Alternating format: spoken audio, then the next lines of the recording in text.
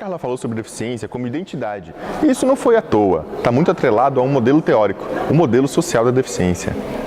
O que vem à sua cabeça quando você pensa em deficiência? Sério, pensa aí. Te dou 5 segundos. Tá, sem cara demais. Vieram imagens de não poder andar, não poder falar, ouvir, ver. Essas são ideias que perpassam o senso comum formulado sobre o tema. Perceba, são ideias pautadas no não, na ausência de algo que é esperado, de algo normal. Seguindo essa lógica, o corpo com deficiência deveria ser alterado para poder adaptar-se à sociedade, para livrar-se da desgraça que o destino lhe impôs. Você concorda com isso? Ao longo da história, muitas pessoas, sem deficiência, é claro, concordaram com isso.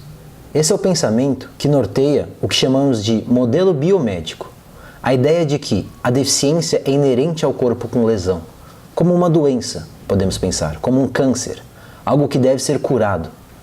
Acontece que esse pensamento levou a diversas práticas de segregação, estigmatização, descuido, tudo aquilo que os movimentos sociais vêm combatendo. Mas o que as pessoas com deficiência tinham e têm a dizer sobre isso? Bem, bastante coisa, na verdade. E é sobre isso que queremos te falar agora, sobre o discurso que vem sendo construído numa nova perspectiva, que parte das próprias pessoas com deficiência. Paul Hunt e a UPIAS buscaram, a partir de 1976, redefinir a deficiência. Surge aí a primeira geração do modelo social da deficiência, como uma resistência, tanto política quanto intelectual, ao modelo biomédico. Atente aos pontos fundamentais dessa perspectiva. Número 1. Lesão versus deficiência. Os teóricos fazem uma distinção muito importante entre lesão e deficiência.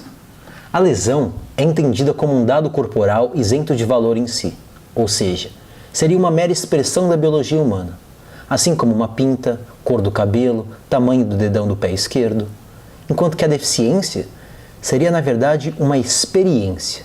É isso mesmo. A deficiência passa a ser algo que pessoas com lesão experienciam em uma sociedade pouco sensível à diversidade humana, sendo entendido, portanto, como uma forma de opressão social. Assim, quando pensamos a deficiência nessa perspectiva social, que se volta para o ambiente, torna-se central o termo barreiras. Barreiras são os impedimentos no ambiente que vão resultar na experiência da deficiência por parte de diferentes pessoas. Existem barreiras de várias naturezas: arquitetônica, metodológica, atitudinal. Mas vamos com calma, uma coisa de cada vez. Voltaremos ao assunto das barreiras mais para frente. O que é importante fixar aqui é que o modelo social surgiu para inverter a lógica de causalidade considerada anteriormente. Agora, entendemos que são as barreiras que levam à experiência da deficiência, e não o contrário. Mudar nossa compreensão da deficiência altera drasticamente as nossas práticas. Beleza? Número 2. Combate à ideia de tragédia pessoal. Não, gente. A deficiência não é castigo divino. Também não é nenhuma desgraça. A lógica de deficiência como uma tragédia pessoal nos conduz a 2 pensamentos incorretos. Primeiramente, nos leva à ideia de que é algo da pessoa, que concerne somente a ela e a ninguém mais. Como se fosse um fardo que ela carrega sozinha e não há nada que os outros possam ou devam fazer. Essa é uma ideia precipitada, pois todo mundo que vive numa determinada sociedade faz parte do ambiente que vai servir de barreira ou facilitador a todos. Tá, peraí. Momento no ar. Um homem castigado pela vida, que desafiou a natureza e conquistou sua paixão. Um homem que nunca desistiu da batalha, que por anos lutou e por fim subiu das cinzas aos céus. Pois todos somos capazes de conquistar o mundo. E você, vai ficar parado aí? Ué, mas qual o problema? Não tá valorizando a deficiência, falando que todos podem igualmente? Não, não é bem assim. Esse tipo de pensamento tem no fundo uma mensagem de moral que é do tipo: se uma pessoa com deficiência consegue, você também pode conseguir.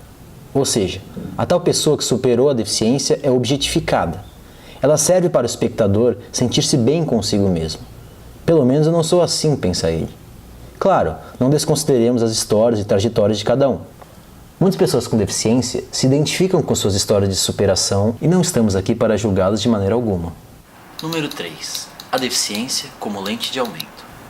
Voltando ao que já dissemos há pouco, que a deficiência é um assunto que interessa a todos, surge a ideia da deficiência como uma lente de aumento para problemas já latentes no ambiente. Por exemplo, as calçadas esburacadas da universidade incomodam a todos: pedestres, ciclistas, patinetistas profissionais, surfistas amadores, minha avó quando toma um pileque a mais. A todos isso é incômodo.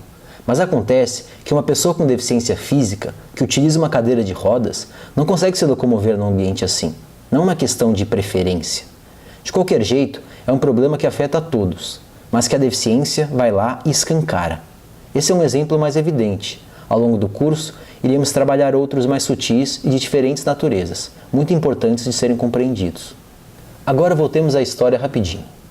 Na década de 90, rolou uma reformulação do modelo social com a crítica de teóricas feministas.